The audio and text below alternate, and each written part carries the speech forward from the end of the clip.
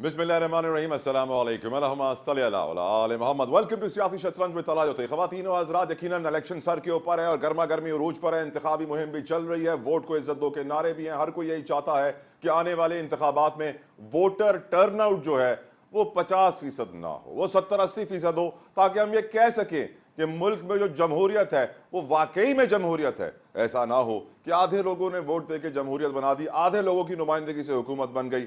ऐसा अल्लाह करे कि ना हो, और ये सारी जिम्मेदारी आपके कांधों पर है। और इसी हवाले से जितने भी हमारे सियासी लीडरान हैं, सियासी पार्टीज हैं, उनकी मुहिम चल रही है, तकरीरों का सिलसिला जारी है, जलसे जुलूस किए जा रहे हैं। नवाज शरीफ साहब ने मानसेरा में आज जलसा किया है और उन्होंने कहा है कि आज डॉलर कंट्रोल नहीं हो रहा। मैं ये सोचने पर मजबूर हो गया कि जब 16 माह नून लीग की हुकूमत थी, शहबाज शरीफ वजीर आजम थे, इसहाक डार कहते थे डॉलर 200 पर रखूंगा, नहीं रख पाए।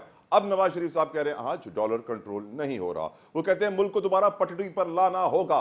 मैं ये सोचने पर मजबूर हुआ 16 माह में कुछ तो पटड़ी पर ले आया होता, नून लीग की ही हुकूमत थी, नहीं ला सके। दूसरा, उन्होंने तीसरी बात जो बड़ी अजीब की नवाज शरीफ साहब ने, पिछली हुकूमतों ने सखर से आगे मोटरवे नहीं बनाया।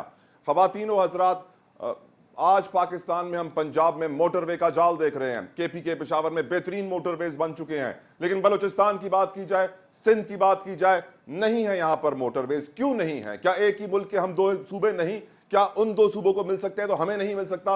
और खास तौर पर हैदराबाद सखर का जो M6 का मोटरवे है, इसको आज हम तफसीलन डिस्कस करेंगे। कितनी चोरी यहां पर हुई, आगे चल के प्रोग्राम में मैं आपको बताऊंगा कि इतनी चोरी के बावजूद अब लेटेस्ट खबर ये आई है कि निगरान वजीर आला सिंध जस्टिस बाकर ने खत लिखा है वजीर आजम काकर साहब को और कहा है कि नेशनल हाईवे अथॉरिटी ने टेंडर कैंसिल कर दिया है इटालियन कंपनी का। अब ये सिलसिला जो कई सालों से तूल पकड़ रहा है, मजीद 3-4 साल और लग जाएंगे इसको बनाने में और ये नहीं बनेगा। इसलिए वजीर आजम एक्शन लें और NHA से बोलें कि वो ये टेंडर मनसूख ना करें।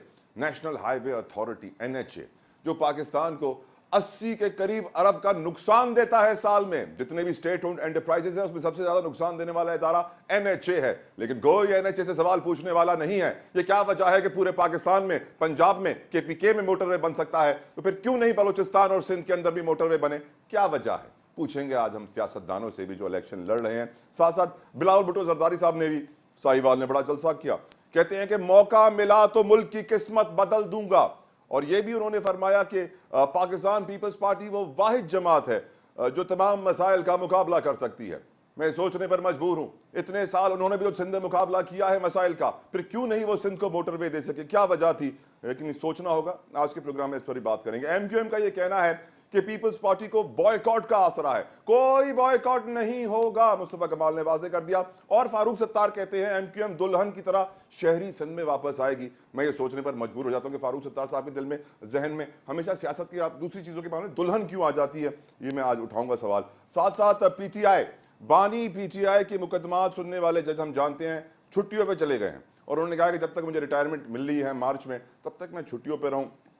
क्यों ऐसा हो रहा है और क्यों उनकी केसेस आगे नहीं बढ़ रहे हैं? साथ साथ बानी PTI और फवाद चौधरी के खिलाफ जो तौहीन इलेक्शन कमीशन का केस है वो 24 जनवरी को समाअत के लिए मुकर्रर कर लिया है। लेकिन बानी PTI ने जो पैगाम दिया जो बड़ा अच्छा दिया, तमाम कौम को यही कहा वोट जरूर दीजिएगा। मैं भी आपसे यही कहूंगा, वोट जरूर दीजिएगा। जमात इस्लामी का मंशूर आ गया है, आज के प्रोग्राम में तफसीलन उस पर भी बात होगी। इलेक्शन कमीशन ऑफ पाकिस्तान ने बता दिया है कि जो रिजल्ट ट्रांसमिशन सिस्टम था RTS, उसकी जगह ECP लेकर आया है EMS, इलेक्शन मैनेजमेंट सिस्टम।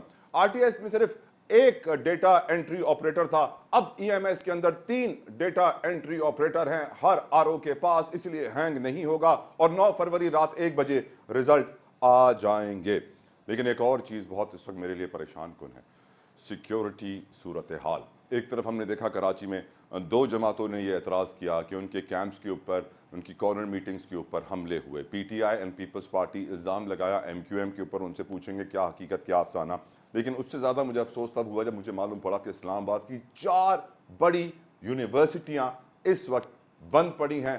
बताया गया है गैर मुय्यना मुद्दत के लिए उनको बंद कर दिया गया है। वजह है सिक्योरिटी थ्रेट, खुदकुश बमबार की उनको थ्रेट है TTP से, जिसमें 4 बड़ी यूनिवर्सिटियां, एयर यूनिवर्सिटी, NDU, पेरिया यूनिवर्सिटी, कायद-ए-आज़म यूनिवर्सिटी, सोचने की ज़रूरत है कि आखिर ये लॉ एंड ऑर्डर सिचुएशन जब भी इलेक्शन आते हैं ख़राब क्यों हो जाती है। मेरे साथ बड़े कमाल इस वक्त पैनल मौजूद है। विदाउट एनी फर्दर डिले आपके सामने उनका तारुफ करवाता चलूँ।